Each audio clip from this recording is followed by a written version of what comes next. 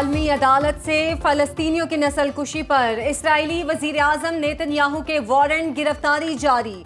जंगी जराइम की आलमी अदालत ने साबिक वजीर दिफा योआव गिलांट के भी वारंट गिरफ्तारी जारी कर दिए। इसराइली बमबारी से गजा में मजीद 71 फलस्तीनी शहीद, 176 जख्मी। 7 अक्टूबर 2023 से अब तक शहदा की तादाद 44,056 हो गई। सहूनी फौज ने लेबनान पर फास्फोरस बम बरसा दिए। 24 घंटे में मजीद 28 शहादतें। बानी पीटीआई का इंसदादी दहशतगर्दी अदालत रावलपिंडी से 5 रोजा जिस्मानी रिमांड मंजूर। बानी पीटीआई को मुकदमे से डिस्चार्ज करने की दरखास्त मुस्तरद। बानी पीटीआई के खिलाफ थाना न्यू टाउन में 28 सितंबर के एहतजाज पर मुकदमा दर्ज है। तोशा खाना 2 केस में एक बार फिर फर्दे जुर्म आयद न हो सकी। बुशरा बीबी की हाजिरी से इस्तेस्ना की दरखास्त मंजूर। तोशा खाना 2 केस की समाअत 26 नवंबर तक मुलतवी।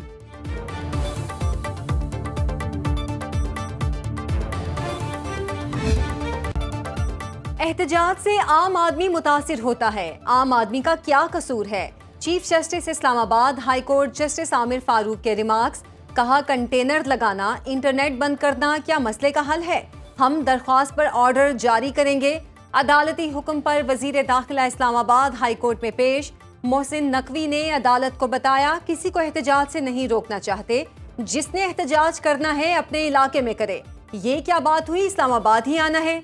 पेशावर हाई कोर्ट में 24 नवंबर के एहतजाज के खिलाफ पिटीशन दायर। पीटीआई का एहतजाज गैर कानूनी करार देने की इस्तदा। एहतजाज को कोई नहीं रोकता। अगर आपने एहतजाज करना है, आप अपने जहाँ जहाँ पे आप हैं आप वहाँ एहतजाज करें, लेकिन इस्लामाबाद आके एहतजाज करना, और वो भी उन दिनों में एहतजाज करना जिन दिनों में कोई ना कोई इवेंट हो रहा है, को मुल्क के लिए फ़ैसला आवाम करें कि ये क्यों करते हैं और किस वजह से करते हैं। मुज़ाकरात ये धमकियों से नहीं होते। मैं खुद इस हक़ में हूँ कि हाँ, बातचीत होनी चाहिए मुल्क में हर एक के साथ। कोई मुज़ाकरात नहीं हो रहे, इजाजत के बगैर एहतजाज की इजाजत नहीं दे सकते। वफाकी वज़ीर दाखिला मोहसिन नकवी की मीडिया से गुफ्तगू। कहा, किसी को एहतजाज से नहीं रोका, लेकिन जब गैर मुल्की सरबराहाने मुमलिकत आ रहे हों, ऐसे मौके पर ही एहतजाज क्यों किया जाता है? मैं खुद मुज़ाकरात के हक में हूँ, लेकिन धमकियों से मामलात आगे नहीं बढ़ते। Chief justice Islamabad high court जो भी ऑर्डर देंगे उस पर अमल होगा।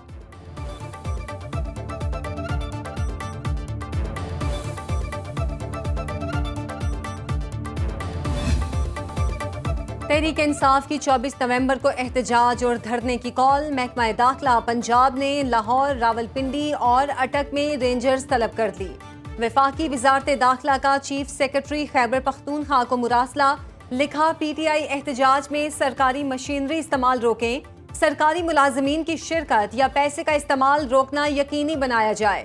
तर्जुमान खैबर पख्तूनख्वा हुकूमत बैरिस्टर सैफ कहते हैं, हुकूमत ओछे हथकंडों पर उतर आई है।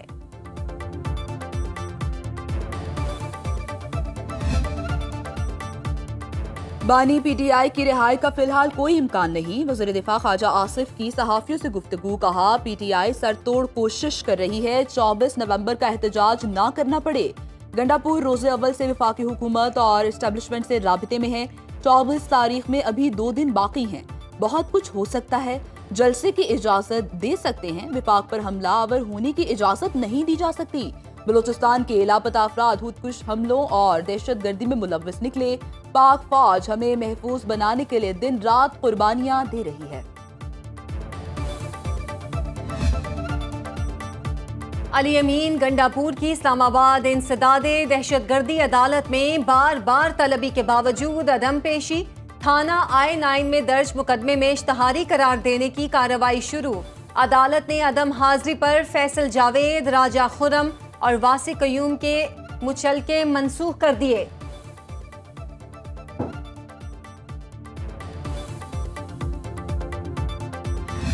सूबाई हुकूमत की एक गैर जिम्मेवाराना रवैया जो है, क्योंकि रोज़ वो इस्लामाबाद पे चढ़ाई या जो है अपने बानी चेयरमैन की राय के लिए जो है वो जल्द से जुलूस करते हैं।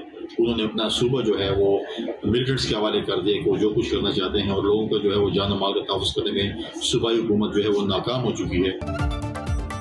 गवर्नर खैबर पख्तूनख्वा फैसल करीम कुंडी ने सूबाई हुकूमत को निशाने पर ले लिया। कहते हैं, केपी में सिक्योरिटी की सूरत हाल अच्छी नहीं। सिक्योरिटी पर खैबर पख्तूनख्वा हुकूमत का रवैया गैर जिम्मेदाराना है।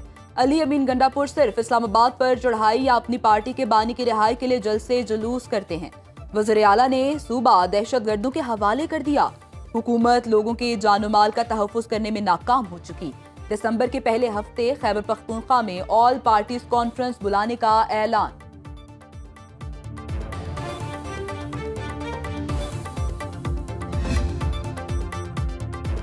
वफाकी वज़ीर दाखिला मोहसिन नकवी से बरतानवी नायब वज़ीर खारिजा बराए पाकिस्तान और अफगानिस्तान हिमेश फाल्कनर की मुलाकात। बरतानिया की हाई कमिश्नर जेन मेरियट और बरतानिया में पाकिस्तान के हाई कमिश्नर डॉक्टर फैसल की भी मुलाकात में शिरकत। दो तरफा ताल्लुकात के फ़रोग के लिए मुश्तरका इक़दामात पर गुफ्तगू। वफाकी वज़ीर दाखिला का सोशल मीडिया पर अफवाहें फैलाने वालों के खिलाफ मुश्तरका इक़दामात की ज़रूरत पर जोर। सदर मुमलिकत आसिफ अली जरदारी का कुरम में कीमती जानों के ज़या पर इजहार अफसोस। कहा, हमला इंतहाई बुज़दिलाना फेल है, जिम्मेदारों को कैफरे किरदार तक पहुँचाया जाएगा। वज़ीर आज़म शहबाज शरीफ की मासूम शहरियों के काफिले पर फायरिंग की मज़म्मत। कहा, 69 शहरियों की जानों से खेलने वाले इंसान कहलाने के हकदार नहीं। वज़ीर दाखिला मोहसिन नकवी का जाबहक अफराद के लवाहिकीन से इजहार अफसोस। कहा, मासूम लोगों को निशाना बनाने वाले किसी रियायत के मुस्तहिक नहीं। स्पीकर कौमी असम्बली, गवर्नर पंजाब और गवर्नर सिंध की भी वाक़े की सख्त अल्फाज में मज़म्मत।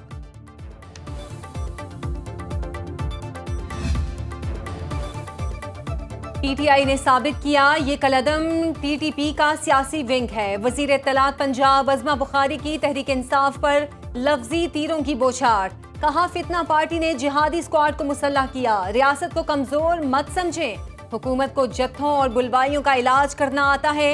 अडियाला जेल का कैदी खैबर पख्तूनख्वा के नौजवानों को विफाक के खिलाफ उकसा रहा है। तजवीज़ है वफाकी हुकूमत की तरफ से कि 6 और कनाल इंडस रिवर से सिंधु से निकाला जाए। मसला सिर्फ इतना है कि अगर ये कंसेंसस के साथ नहीं किया जाता, अगर सियासी तौर पे जो एतराज़ात हैं, कम्यूनिटीज़ हैं, ख़ास तौर पे लोअर अपेरियन इलाके से, सिंध से, बलूचिस्तान के, उनके जो एतराज़ात हैं उनको एड्रेस नहीं किया जाता, तो इस कदम से हम ये पूरा मनसूबा को मुतनाज़ा बनाएंगे। दरियाए सिंध से 6 नई नहरें निकालने की मंजूरी पर पीपल्स पार्टी और वफाकी हुकूमत में तनाज़े शिद्दत अख्तियार कर गए। बिलावल भुट्टो ने वीडियो बयान में कहा, सिंध और बलूचिस्तान के एतराज़ात नहीं सुने जाएंगे तो पूरा मंसूबा ही मुतनाज़े हो जाएगा। वज़ीर आला सिंध मुराद अली शाह ने वफाकी हुकूमत से मुश्तरका मफादात काउंसिल का इजलास बुलाने का मुतालबा कर दिया। कहा, आइन के तहत काउंसिल का इजलास 90 दिन के अंदर बुलाना जरूरी है। गुज़श्ता 9 माह से मुश्तरका मफादात काउंसिल का एक भी इजलास नहीं बुलाया गया। चंद रोज पहले वज़ीर आला खैबर पख्तूनख्वा अली अमीन गंडापुर ने भी खत के जरिए वज़ीर आज़म की तवज्जो दिलाई थी।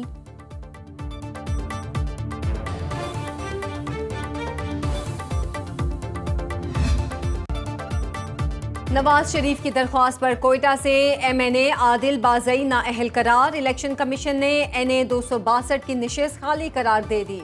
आदिल बाज़ई को फ्लोर क्रॉसिंग पर डीसीट करने का हुक्म जारी किया गया। सदर मुस्लिम लीग नून ने तहरीक इंसाफ में शमूलियत पर आदिल बाज़ई के खिलाफ रेफरेंस दायर किया था।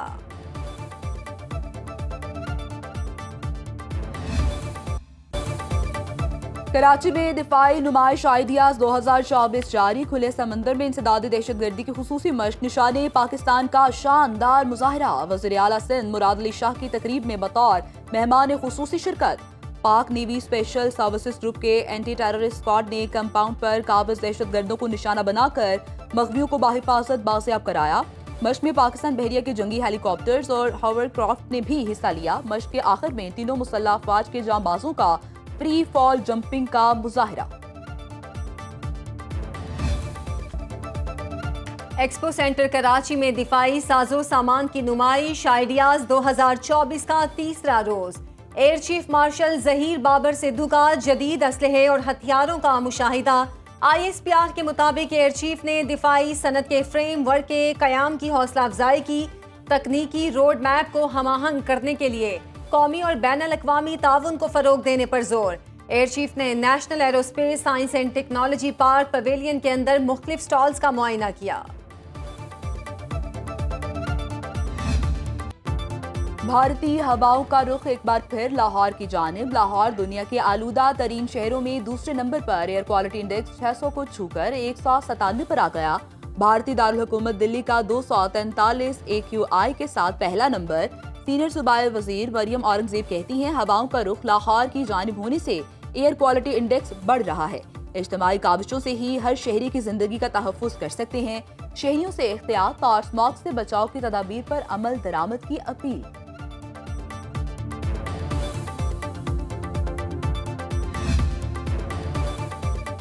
पंजाब भर में स्मॉग के तदारुक के लिए क्रैकडाउन। SOPs की खिलाफ वर्जी पर 20 दिनों में 24 करोड़ रुपए जुर्माने। धुआं छोड़ने वाली 25,713 गाड़ियां बंद। 150 से जायद मुकदमात का इंदराज। लाहौर में मार्केटें रात 8 बजे और रेस्टोरेंट्स 10 बजे बंद कराने का हुक्म बरकरार। जिला इंतजामिया लाहौर ने 57 दुकानें और 6 रेस्टोरेंट्स औकात-ए-कार की खिलाफ वर्जी पर सील किए। IMF की बड़ी फसलों पर हुकूमती इजारादारी खत्म करने की शर्त। सूबों को गंदुम और गन्ने की इमदादी कीमतें मुकर्रर करने से रोक दिया। मार्केट को ज़रूरी पैदावार की कीमत मुकर्रर करने दी जाए। गंदुम की खरीदारी से सूबों पर माली बोझ बढ़ता है। रवा सीजन में पंजाब हुकूमत ने गंदुम की खरीदारी न करके IMF की शर्त पर अमल दरामद किया। अब कोई सूबा किसी फसल पर किसी किस्म की सब्सिडी देने का मजाज नहीं। इमदादी कीमत से चीनी की पैदावारी लागत बढ़ जाती है। आलमी मालियाती इदारे के मिशन ने हालिया दौरे में सूबों से बराह रास्त मुज़ाकरात किए।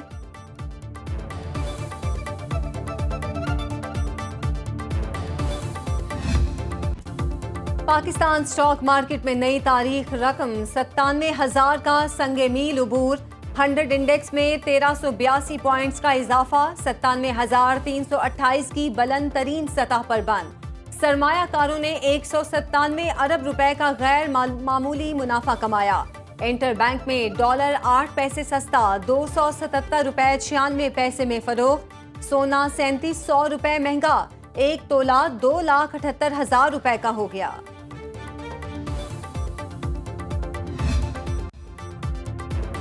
गवर्नमेंट सिक्योरिटीज और स्टॉक मार्केट में गैर मुल्की सरमायाकारी 1 जुलाई से 6 अक्टूबर तक 92 करोड़ 20 लाख डॉलर की पोर्टफोलियो इन्वेस्टमेंट आई। ट्रेजरी बिल्स में सबसे बड़ी 71 करोड़ 77 लाख डॉलर सरमायाकारी 18 करोड़ 46 लाख डॉलर के हिस्से खरीदे गए।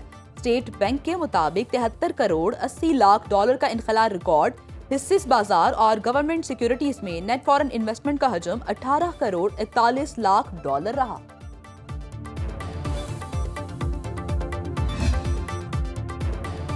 अमेरिका में भारतीय अरबपति गौतम अडानी पर फर्दे जुर्म आयद। धोखाधड़ी और सरकारी अफसरों को रिश्वत देने का इल्जाम।